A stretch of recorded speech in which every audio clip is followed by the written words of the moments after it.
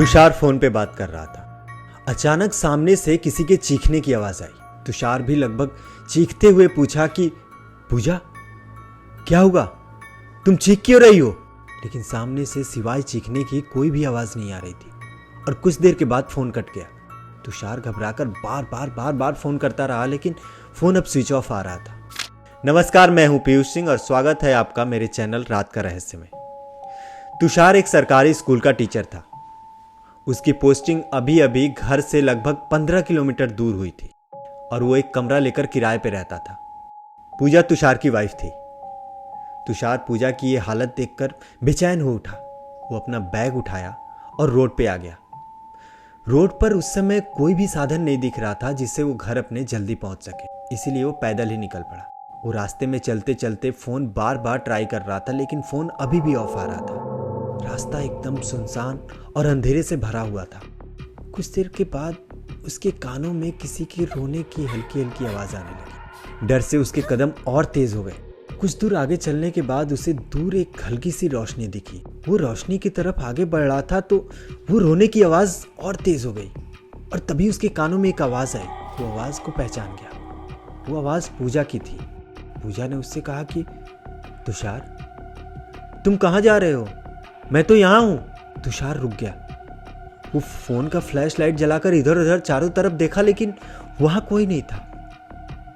उसे लगा कि शायद ये उसका वहम होगा। वो आगे की तरफ बढ़ गया। कुछ दूर जाने के बाद उसे एक बरगद का पेड़ दिखाई दिया और उस पेड़ के नीचे एक औरत सफेद साड़ी में बैठे रो रही थी। वो उसे देखकर वहीं रुक गया।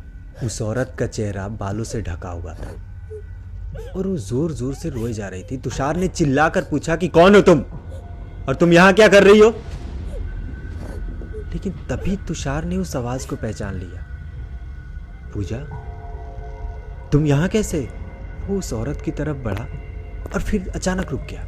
उसे एहसास हुआ कि नहीं, ये पूजा नहीं हो सकती। वो इतनी जल्दी इतनी दूर कैसे आ सकती है? तभी वो औरत बोली, तुषार, तुम कहाँ जा रहे हो? तुम जहां जा रहे हो मैं वहां नहीं हूं। मैं तो यही हूं, इस पेड़ के नीचे। तुषार अब बदहवास होकर उस औरत की ओर बढ़ने लगा। वो पास पहुंचकर देखा तो उस औरत के हाथ एकदम काले थे और उसके पैर अंधेरे के चलते दिखाई नहीं दे रहे थे। तभी एक तेज हवा का झोंका आया और उसके मुंह पर से बाल हट गए। उसका चेहरा देखकर तुषार जोर से चीख पड़ा। उसका चेहरा एकदम डरावना और दांत बड़े बड़े और उसी दांतों पर लगे खून। ये सब देखकर तुषार बेहोश होकर वहीं पे गिर गया। तुषार को जब होश आया तो वहीं पास के एक हॉस्पिटल में एडमिट था। उसके हाथ पे प्लास्टर चढ़े हुए थे, उसके सिर पे पट्टी बंधी हुई थी और पूरे बदन पे हल्के फुल्के चोट थे।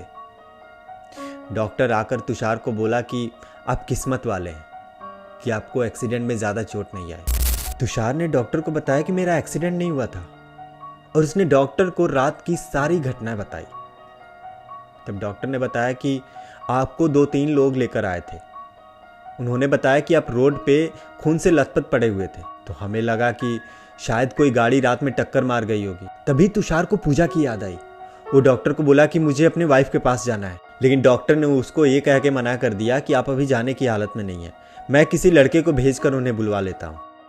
और वो लड़का जब तुषार के घर पे गया तो वहां पे पूजा की लाश रखी हुई थी। पड़ोसियों ने बताया कि रात में इसके घर से पूजा के चीखने की आवाज आ रही थी और जब हम लोग दौड़ कर गए इसके घर पे तो ये खून से लथपथ जमीन पे पड़ी हुई थी और इसका फोन भी टूटा हुआ था। हम लोग इसे लेकर हॉस्पिटल गए, लेकिन वहां जाने से पहले ही ये मर चुकी थी। अब तो बस तुषार का वेट कर रहे हैं। लेकिन जब लड़के ने तुषार की हालत बताई तब पड़ोसियों ने रिश्तेदारों की मदद से उसका दाह संस्कार कर दिया और तुषार को अभी न बताने के लिए कहा। अगले दिन तुषार के स्कूल से जब टीचर मिलने आए तो ये सारी घटना सुनकर उन्होंने तुषार से कहा कि आपकी किस्मत अच्छी है कि आप बच गए, वरना वो डायन किसी को छोड़ती नहीं है। दरअसल वहीं पास के गांव में एक काजल नाम की लड़की थी और वो एक लड़के से बहुत प्यार करती थी। और वो लड़का भी एक टीचर था और उसी कमरे में रहता था जिसमें अभी तुषार शिफ्ट हुआ था। लेकिन उस लड़के ने काजल को छोड़ दिया और काजल इस बात से इतनी हर्ट हुई कि उसने खुदकुशी कर ली। वो खुदकुशी करने के बाद सबसे पहले उसी लड़के को मारा।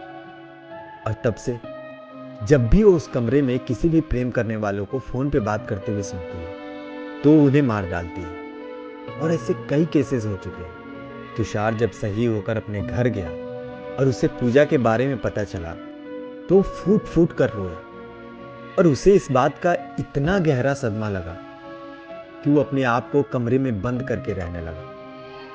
वो रात को नींद में बड़बड़ाता था कि डायन मुझे भी मार डाल, मुझे क्यों छोड़ा। और कुछ दिनों बाद तुषार की भी मौत हो गई। लेकिन आज भी उस बरगद के पेड़ के आसपास से शाम होने के बाद कोई भी गुजरता नहीं। तो मिलते हैं अगले हफ्ते किसी और नई कहानी के साथ।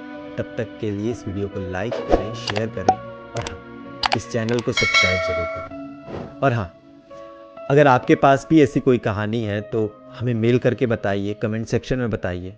अगर हमें अच्छी लगी तो हम उस पर वीडियो ज़रूर बनाएंगे। मिलते हैं अगले हफ्ते, तब तक के लिए नमस्कार।